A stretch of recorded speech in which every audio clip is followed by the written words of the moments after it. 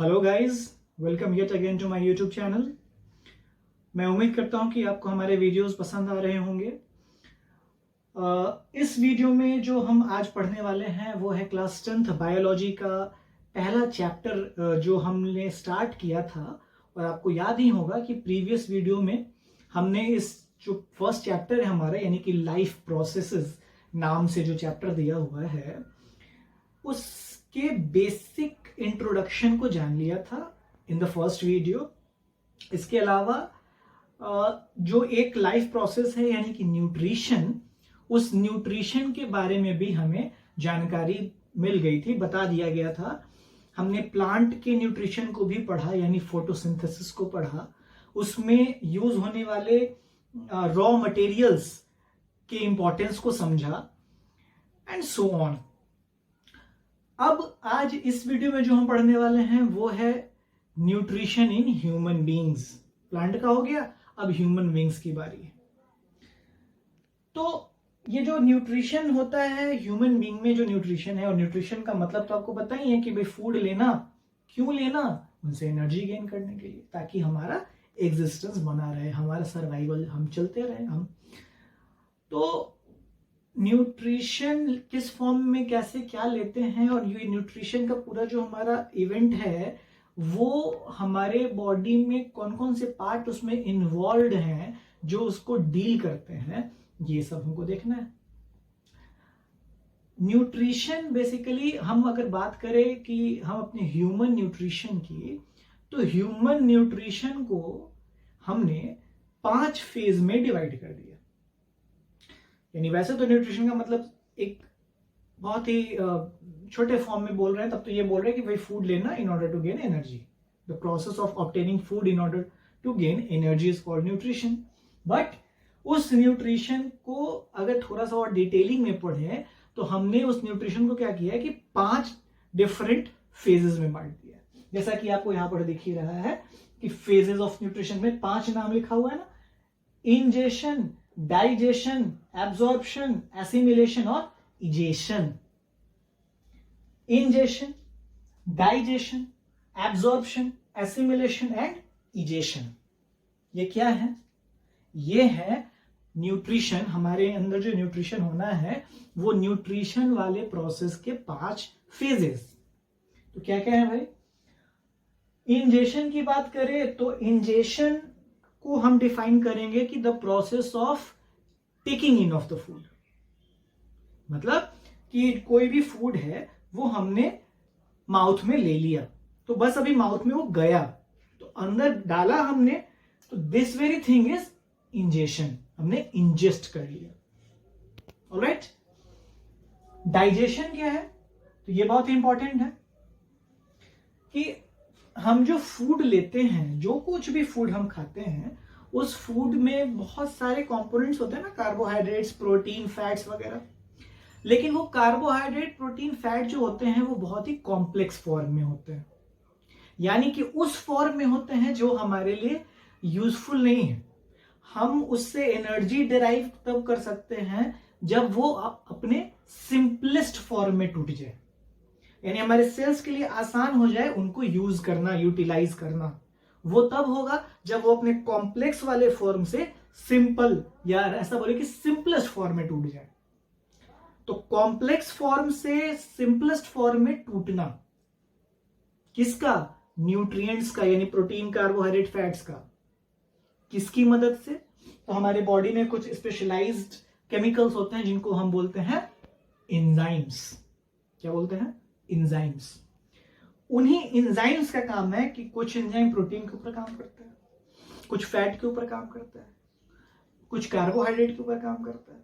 यानी उन एंजाइम्स का काम क्या है? बेसिकली एंजाइम्स का काम है कि वो कार्बोहाइड्रेट हो या प्रोटीन हो या फैट हो, जिसका भी वो एंजाइम है, उसका ब्रेकडाउन करेगा, उसको तोड़ेगा, कॉम्प्लेक्स फॉर्म से सिंपल फॉर्म में चेंज करेगा। तो फूड के कंपोनेंट्स का उनके कॉम्प्लेक्स फॉर्म से सिंपलर फॉर्म में टूटना, ब्रेकडाउन होना, with the help of these enzymes, this very process is known as digestion. The process of breakdown of complex food forms और अदर बोले कि complex nutrients into simpler ones is by the help of digestive enzymes is known as digestion.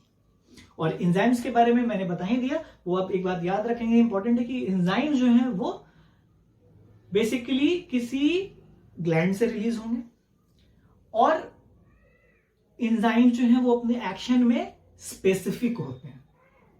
Specific कहने का मतलब कोई भी enzyme किसी भी न्यूट्रिएंट के ऊपर नहीं काम कर देगा। कार्बोहाइड्रेट को ब्रेक करने वाला एंजाइम कार्बोहाइड्रेट को ही ब्रेक करेगा, प्रोटीन को ब्रेक करने वाला प्रोटीन को ही ब्रेक करेगा, है ना। तो इस तरीके से उसमें बटा हुआ है। तो दिस इज डाइजेशन। अभी वो अपने यूजफुल फॉर्म में चेंज हो गया। अब वो फूड हमारे बॉडी में जो हमारा सिस्टम है, उस सिस्टम में जो सेल्स इन्वॉल्व है, वो सेल जो न्यूट्रिशन को डील करने वाला सिस्टम है, उस सिस्टम का जो सेल है, वो सेल इन इस डाइजेस्टेड फॉर्म ऑफ फूड से हमारे लिए यूजफुल कंपोनेंट जो बना उसको एब्जॉर्ब कर ले, मतलब कि उसको इकट्ठा कर ले, या ऐसा बोले कि वो एनर्जी डिराइव कर ले। दिस इज एब्जॉर्प्शन, कि भाई बॉडी में फूड जो है डाइजेशन भी हो गया और अब एब्जॉर्ब भी हो गया, मतलब जो भी एनर्जी वगैरह या जो भी कंपोनेंट बनना था वो बन गया, वो सेल्स ने उसको ले लिया, ठीक है। This is absorption. लेकिन वो केवल उसी एक पर्टिकुलर जगह पर रहे तो उससे काम चलेगा? नहीं। वो जहां पर ये फूड का एब्जॉर्प्शन हुआ, जो हम लोग देखेंगे कि कहां हुआ, वहां से उस फूड को बाकी पूरे बॉडी पूरे सिस्टम में जाना है, हर सेल तक जाना है ना। तो ब्लड स्ट्रीम में मिक्स होके सारे बॉडी सेल्स को ये न्यूट्रिएंट्स की सप्लाई हो जाए इन एब्जॉर्ब्ड फूड की, इसको बोलते हैं एसिमिलेशन। कि फूड जो है एसिमिलेट करिए, हर सेल्स को मिल गया। इसी कड़ी में क्या होता है कि जो भी फूड हम लेते हैं उस सारे के सारे फूड का कंप्लीट डाइजेशन होके, एब्जॉर्प्शन होके और एसिमिलेशन हो जाए, ऐसा नहीं होता। उसके एक मेजर पोर्शन का तो होता है, लेकिन कुछ पार्ट ऑफ फूड ऐसा भी हो जाता है जिसका कि डाइजेशन नहीं हो पाता, और डाइजेशन नहीं होता तो एब्जॉर्प्शन नहीं होता, एब्जॉर्प्शन नहीं होता तो एसिमिलेशन नहीं होता। तो ये जो फूड है जिसका डाइजेशन ही नहीं हो पाया था, ये एक तरह से आप मान के चलो कि ये वेस्ट मटेरियल है हमारे लिए। अगर ये बॉडी के अंदर ही रिटेन होकर रह जाएगा तो एज ए टॉक्सिक मटेरियल काम करेगा, हमारे लिए अनवांटेड चीज है ये। तो इसी undigested and unabsorbed form of food जो कि हमारे लिए वेस्ट है, इसका बॉडी से बाहर निकलना, दिस इज इजेशन। ठीक, फूड हमने लिया माउथ में, इंजेशन। कॉम्प्लेक्स फॉर्म से सिंपलर फॉर्म में न्यूट्रिएंट्स टूटे, डाइजेशन। एनर्जी डिराइव हुआ, एब्जॉर्प्शन। वो सारे सेल्स में डिस्ट्रीब्यूट हो गया, एसिमिलेशन। और जिस फूड का ना डाइजेशन एब्जॉर्प्शन हुआ उसको बॉडी से हमने बाहर निकाल दिया, दिस इजेशन। तो इंजेशन, डाइजेशन, एब्जॉर्प्शन, एसिमिलेशन और इजेशन, ये 5 फेज से होता हुआ हमारा कंप्लीट न्यूट्रिशन डील होता है।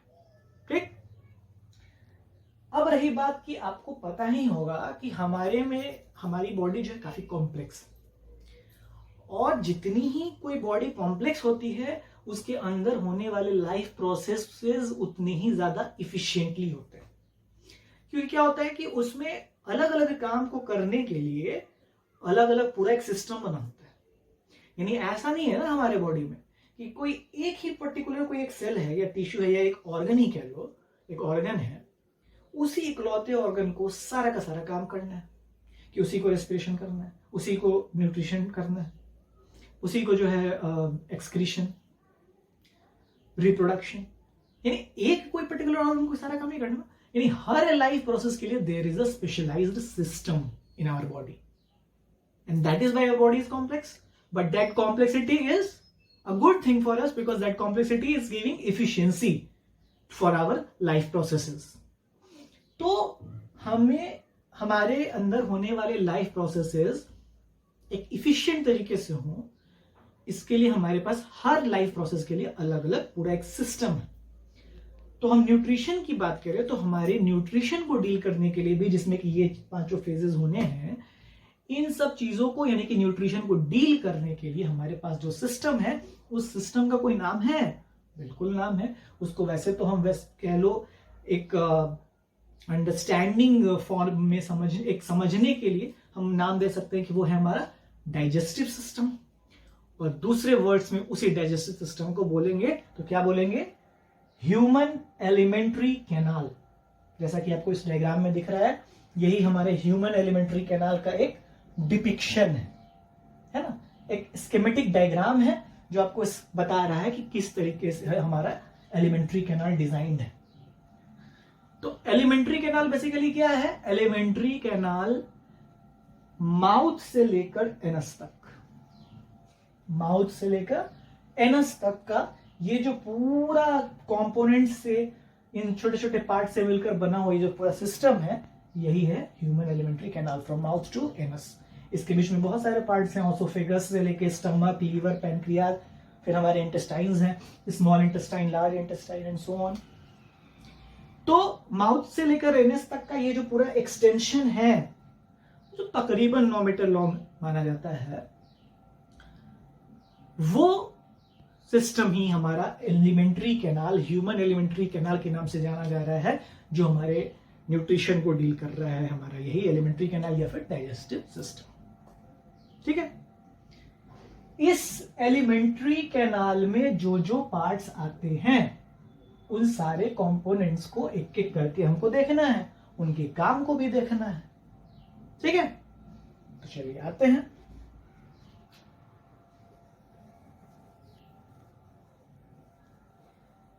सबसे पहले अगर हम बात करें तो सबसे पहले बात आती है किसकी? सबसे पहले बात आती है माउथ की। ये माउथ, या स्लैश देके मैं लिख देता हूं बकल कैविटी। बकल कैविटी हमारा माउथ जो है, उसके अंदर का जो रीजन है, उस रीजन को हम बोलते हैं बकल कैविटी। ठीक है। माउथ के ओपनिंग की बात करें तो वो गाइडेड है किसके थ्रू? हमारे लिप्स के थ्रू, है ना। लिप्स वही ना हमारे माउथ का ओपनिंग। तो उस लिप्स के थ्रू होते हुए जब हम अंदर जा रहे हैं तो हमें जो रीजन हमको दिखाई दे रहा है वो है बकल कैविटी या ओरल कैविटी। इस बकल कैविटी या ओरल कैविटी यानी विद इन द माउथ में हम अगर बात करें तो बेसिकली क्या क्या है भाई? ए सेट ऑफ टीथ और ए मस्क्यूलर टंग और सैलिवरी ग्लैंड्स।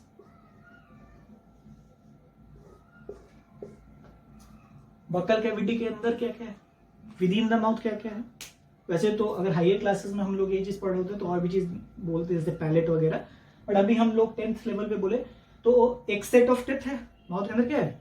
दांत है हमारे, जो एक नॉर्मल ह्यूमन एडल्ट में जिनका नंबर कितना है? 32। तो एक सेट ऑफ टीथ है, एक टंग है जो मस्कुलर है, और कुछ ग्लैंड्स भी हैं। तो माउथ के अंदर जो ग्लैंड्स हैं उनका नाम क्या है? Salivary glands. क्या नाम है? Salivary glands. तो ऐसे तकरीबन 4 पेयर ऑफ सैलिवरी ग्लैंड्स है, बट वो भी उनका भी पोजीशन के हिसाब से अलग अलग नाम होता है, वो आपको अभी 10th लेवल पे नहीं पढ़ना है। अभी आपको बस इतना जानना है कि चलो एक सेट ऑफ टीथ, एक टंग और सैलिवरी ग्लैंड्स हैं हमारे बकल कैविटी में। सबका कुछ काम होगा। हम बात करें अगर टीथ की बात करें तो टीथ वैसे तो नॉर्मल ह्यूमन एडल्ट में 32 होते ही हैं, लेकिन टीथ जो है उसका कुछ टाइप्स भी होता है क्या? तो बिल्कुल होता है। टीथ के भी टाइप्स एकदम कौन कौन? Incisors, canines, premolars and molars. ये क्या है? ये है 4 टाइप का टीथ जो हमारे माउथ के अंदर में होता है। 4 type, number of teeth is 32। तो ICPM और M, incisors, canine, premolar and molar, ये 4 टाइप का टीथ का ओवरऑल फंक्शन अगर समझने के लिए बोले तो हम क्या बोलेंगे कि टीथ हेल्प्स इन, ये किस चीज में हेल्प करता है? मैस्टिकेशन, किस चीज में? मैस्टिकेशन ऑफ किसका? फूड का। मैस्टिकेशन मतलब क्रशिंग, चबाना, फूड को क्रश करते हैं, तोड़ते हैं, ब्रेक डाउन करते हैं, दांत की हेल्प से ही ना। तो मैस्टिकेशन ऑफ फूड, ये टीथ का ओवरऑल काम हो गया। 4 टाइप के टीथ हो गए, incisors, canine, premolar and molar. हर अलग अलग स्पीसीज में नंबर ऑफ टीथ जो होता है उसके लिए एक फॉर्मूला होता है जिसको हम डेंटल फॉर्मूला बोलते हैं। वो सब हायर क्लासेस की बातें हैं कि जैसे अगर हम अपनी बात करें तो ह्यूमन बींग्स का डेंटल फॉर्मूला जो है कि नंबर ऑफ टीथ कितने हैं उसके लिए जो फॉर्मूला होता है वो है 2123 अपॉन 2123। ये हम हाफ जॉ की बात कर रहे हैं। दो, एक ऊपर जो है एक नीचे है, उसमें भी हाफ पोर्शन की बात करें तो पहला वाला नंबर इंसिजर्स के लिए, फिर कैनाइन्स, फिर प्रीमोलर एंड देन मोलर। तो 2 इंसिजर, 1 कैनाइन, 2 प्रीमोलर, फिर लास्ट में 3 मोलर। तो 2123 बाई 2123 हम टोटल नंबर जोड़ेंगे तो ये आ जाएगा, और इंटू 2 कर देंगे तो ये ओवरऑल नंबर आएगा 32। तो ये जो है ना, इंटू 2 क्यों किया? बिकॉज ये हाफ की ही बात हो रही थी ना, इंटू 2 करने पे टोटल नंबर ऑफ टीथ आएगा। तो ये हमारा डेंटल फॉर्मूला है ह्यूमन बींग्स का। उसी तरह अलग अलग स्पीसीज में अलग अलग डेंटल फॉर्मूला होता है। ये डेंटल फॉर्मूला है जो 2123 अपॉन 2123 इंटू 2। ये आपको आपके सिलेबस का एकदम इंक्लूडेड पार्ट तो नहीं है, पर आप जान सकते हैं। इससे ज्यादा फर्दर इसमें जाने की अभी जरूरत नहीं है, बट ये नंबर ही आंकड़ा जान सकते हैं कि चलो dental formula is 2123 upon 2123 into 2। जहां पर वो नंबर किस सीरीज में लगाए गए हैं? इसी इंसिजर्स, कैनाइन, प्रीमोलर और मोलर। यानी कि पहला वाला नंबर इंसिजर को रिप्रेजेंट कर रहा है, फिर कैनाइन को, फिर प्रीमोलर को, लास्ट वाला मोलर को। ठीक, चलिए। तो टीथ का ये काम हो गया हमारा, क्या? Mastication of food. टंग जो है, टंग, उसका क्या काम है? जबान बहुत इंपॉर्टेंट, बहुत मायने रखती है ना। तो टंग जो है वो बेसिकली क्या कर रहा है? वो बेसिकली कर रहा है कि हेल्प कर रहा है मूवमेंट ऑफ फूड में। ये हेल्प कर रहा है किस चीज में? मूवमेंट ऑफ फूड में, है ना। और एक और चीज में हेल्प कर रहा है, एक चीज को डिटेक्ट करने में। किस चीज को डिटेक्ट करने में? टेस्ट। यानी एक तो है कि जीभ जो है वो खाने को इधर से उधर, एक पॉइंट से दूसरे पॉइंट फूड को घुमा रहा है, टिप तक ले जा रहा है, एक जगह से दूसरे जगह ले जा रहा है। दूसरा, हमारे टंग में स्पेशलाइज्ड बर्ड्स होते हैं जिनमें सेंसिटिव सेल्स होते हैं, वही हमको टेस्ट का पता बताते हैं कि कोई फूड हमने लिया, उसका क्या टेस्ट है, सार है, बिटर है, स्वीट है, सॉल्ट है, किस तरीके का फूड है वो। यानी टेस्ट का डिटेक्शन कैसे होता है? टंग से होता है। तो टंग में भी अलग अलग रीजन्स बने होते हैं कि कहां पर कौन सा टेस्ट बर्ड लगा हुआ है। अब वो कहां कहां लगे हैं वो आपको नहीं पढ़ना है, लेकिन हाँ ये जानना है कि टेस्ट बर्ड्स होते हैं टंग में। तो ये हमारे को टेस्ट को डिटेक्ट करने में हेल्प करता है और फूड के चलो मूवमेंट में हेल्प करता है। ठीक है, ओवरऑल ये काम हो गया। इस टंग को हम लिंगुआ भी बोलते हैं, कई बार मेडिसिनल फॉर्म में टंग को लिंगुआ नाम से भी जाना जाता है। तो टंग हो गया, टिथ हो गया। बकल कैविटी में टिथ और टंग के अलावा क्या था? आपको याद ही होगा क्या था? बिल्कुल सही बात, क्या था भाई? तो था salivary gland. Salivary glands, salivary glands थे। सैलिवरी ग्लैंड, ग्लैंड आ गया मतलब कुछ ना कुछ उसमें से फ्लूइड रिलीज होगा, एंजाइम, हार्मोन वगैरह। लेकिन हम डाइजेस्टिव सिस्टम में जिन भी ग्लैंड्स की बात कर रहे हैं वो होगा एक्सोक्राइन ग्लैंड, ना कि इंडोक्राइन ग्लैंड। तो इंडोक्राइन ग्लैंड रहता तो हॉर्मोन्स की बात होती। तो यहां पर हार्मोन नहीं, एंजाइम्स का जिक्र करना है, यानी कि एक्सोक्राइन ग्लैंड्स। तो सैलिवरी ग्लैंड इज आल्सो है एक्सोक्राइन ग्लैंड, जिसमें से एंजाइम सीक्रेट होता है, या और भी कुछ म्यूकस वगैरह भी सीक्रेट होता है। तो सैलिवरी ग्लैंड जो हमारे माउथ में अलग अलग पोजीशंस में लगे हुए हैं, ये सैलिवरी ग्लैंड से भी कुछ निकलेगा, कुछ फ्लूइड, कोई एंजाइम, कोई म्यूकस, क्या बनता है भाई? तो सैलिवरी ग्लैंड रिलीज करता है जिस चीज को, उसका नाम है सलाइवा। क्या नाम है?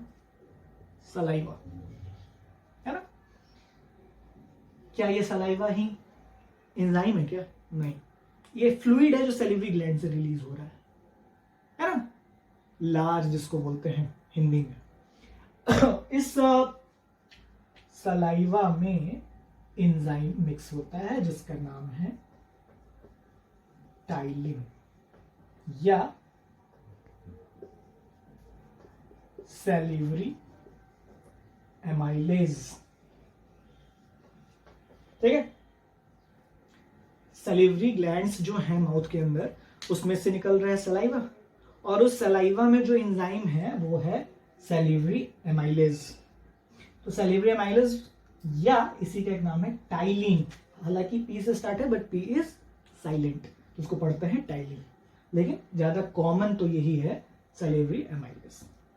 आपको याद होगा कि शुरू में आपको बोला गया था कि हर एंजाइम स्पेसिफिक है अपने एक्शन में, यानी फिक्स है कि भाई वो वाला एंजाइम किस चीज के ऊपर काम करेगा, कार्बोहाइड्रेट के ऊपर काम करेगा, उसका ब्रेक डाउन करेगा, कि प्रोटीन का, कि फैट का, या किस चीज का।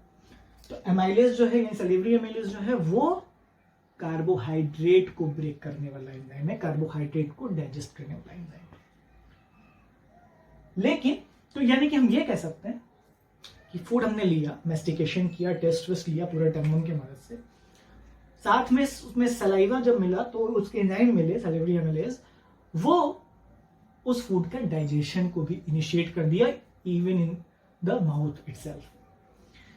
तो हम ऐसा कर सकते हैं कि digestion in human beings initiates, उसकी शुरुआत हो जाती है from the buccal cavity itself.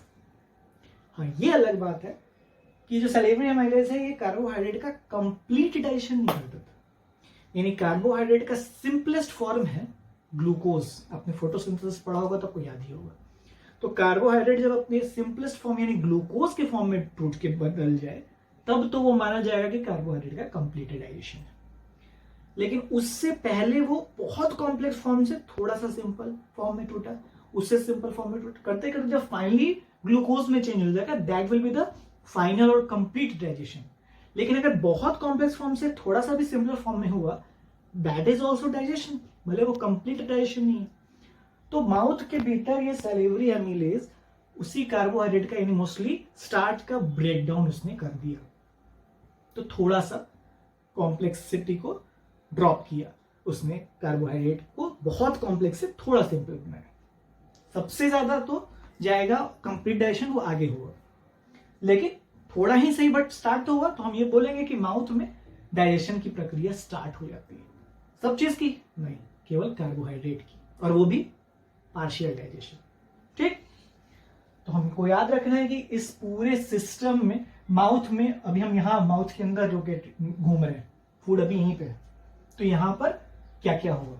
Food चबाया हमने, क्रश किया, मेस्टिकेशन किया, टेस्ट लिया, उसका सैलिवरी ग्लैंड से निकलने वाले एंजाइम्स वगैरह को मिक्स करके कार्बोहाइड्रेट का पार्शियल डाइजेशन करा दिया। ठीक है, वेरी गुड। अब क्या है कि जैसा कि हमको डायग्राम में दिख रहा है, क्या दिख रहा है कि ये जो फूड है, जो जिस माउथ में इतना सारा काम वाम हुआ, इस फूड को जाना है कहाँ? स्टमक में, पेट में जाना है ना भाई? अल्टीमेटली खाना खा रहा है पेट भरने, है ना? तो इधर माउथ में सारा काम हुआ, और ये एकदम फ्री फ्लो ऐसा नाला है कि इधर फूड गया, सब काम हुआ, और एकदम धड़ाक से पेट में चला गया, यानी ऐसा नहीं है ना। तो भाई स्टमक तक ले जाने के लिए कोई चीज है जो बकल कैविटी अंदर, माउथ के अंदर होने, जो फूड था जो पार्शियली डाइजेस्टेड भी हो चुका है, उस फूड को स्टमक तक ले जाने के लिए इज देयर एनी मीडियम, कोई चीज है? तो बिल्कुल है, उसका नाम क्या है? ऑसोफेगस। जैसे हमको ये दिख रहा है ना, ये पाइप स्टमक और बकल कैविटी को कनेक्ट किया हुआ, तो इसको बोलते हैं ऑसोफेगस। क्या बोलते हैं? ऑसोफेगस बोलते हैं। ऑसोफेगस बेसिकली क्या है? कैसा स्ट्रक्चर है ऑसोफेगस? हमको दिख ही रहा है कि कैसा है, गोल है? नहीं, ट्यूब्यूलर स्ट्रक्चर। इस ऑसोफेगस में भी कुछ डाइजेशन होगा? नहीं, क्योंकि डाइजेशन होने के लिए क्या चाहिए? एंजाइम्स, और एंजाइम होने के लिए क्या चाहिए? ग्लैंड। तो इस ऑसोफेगस में ये जो ट्यूबुलर स्ट्रक्चर है, इसमें कोई ग्लैंड नहीं है, तो एंजाइम नहीं है, तो डाइजेशन नहीं। इसका काम बस है कि ये फूड को माउथ से स्टमक तक ले जाएगा, लेकिन एकदम ऐसे फ्री फ्लो एक झटका में नहीं ले जाएगा। फूड जैसे जैसे इस पाइप में, ये जो क्या होता है कि ऑसोफेगस में ये श्रिंक करता है, कॉन्स्ट्रिक्ट करता है, तो फूड थोड़ा नीचे जाता है, फिर आगे कॉन्स्ट्रिक्ट करता है तो थोड़ा और नीचे जाता है। इस तरीके से ये कॉन्स्ट्रिक्ट करते करते फूड को पहुंचाता है।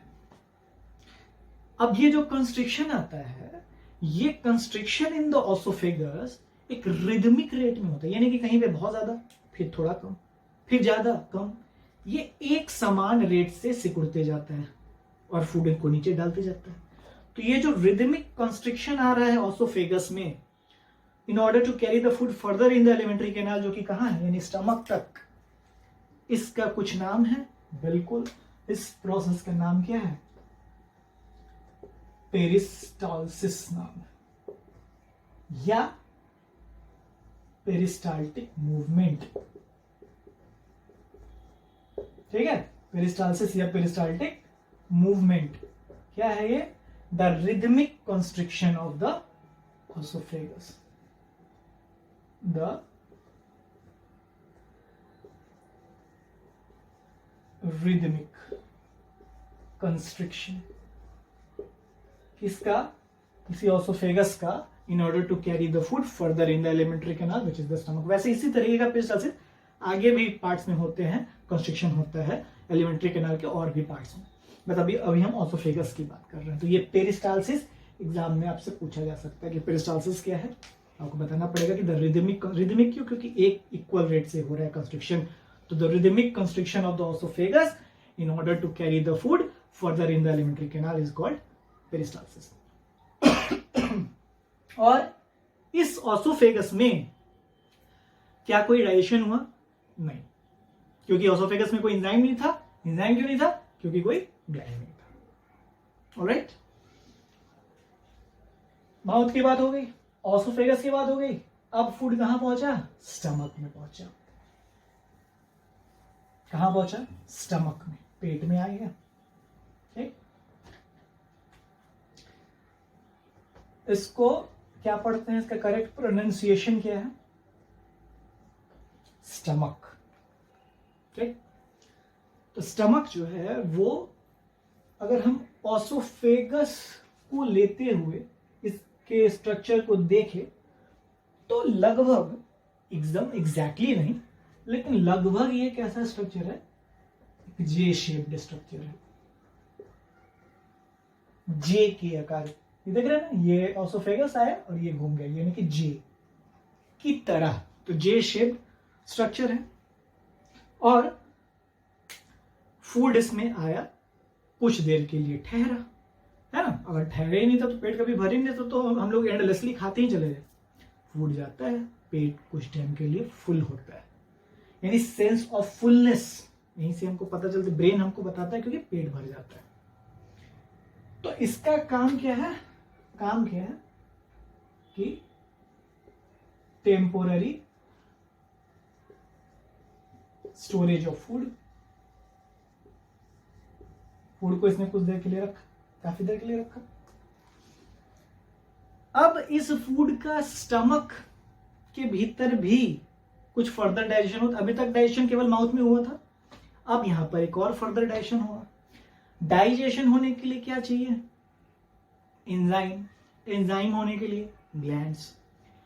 तो जिस तरह माउथ में था सैलिवरी ग्लैंड्स, उसी तरह स्टमक में कोई ग्लैंड है, बिल्कुल स्टमक में जो ग्लैंड्स हैं उनके नाम क्या है?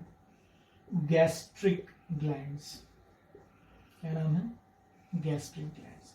अब वैसे स्टमक की मॉर्फोलॉजी की बात करें तो आप 12th में 11th में पढ़ोगे जब, तो देखोगे कि स्टमक के भी अंदर फिर पूरा अलग अलग 3 रीजन्स हैं, जैसे कि फ्यूंडस रीजन जो मेन पार्ट है, पाइलोरिक रीजन जो इंटेस्टाइन से कनेक्टेड है, कार्डियक रीजन जो ऑसोफेगस और स्टमक जहां पर कनेक्ट हो रहा है उस वाले पोर्शन को बोल रहा है। तो स्टमक के अंदर भी अलग अलग रीजन्स हैं, तो उसको आपको भी जानना नहीं है।